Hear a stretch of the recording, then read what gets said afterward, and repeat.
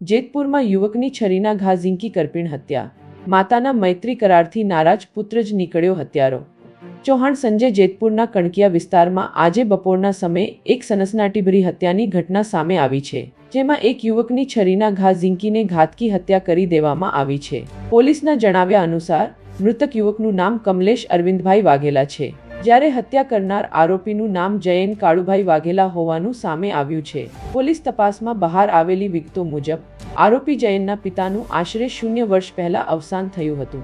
ત્યારબાદ તેની માતા મૃતક કમલેશ અરવિંદભાઈ વાઘેલા સાથે મૈત્રી કરારથી જેતપુર ખાતે રહેતી હતી. આરોપી જયન પોતે રાજકોટ મુકામે રહેતો હતો અને તેની માતા કમલેશ સાથે આ રીતે રહે તે બાબતનું તેને પહેલેથી જ વાંધો હતો. આ જ મંદુકને કારણે આરોપી જયન રાજકોટથી જેતપુર આવ્યો હતો, જ્યાં કણકિયા વિસ્તારમાં કમલેશ વાઘેલા સાથે તેની ઉગ્ર પૂરા સમાચાર જોવા માટે NEED 24 ન્યૂઝને સબસ્ક્રાઇબ કરો.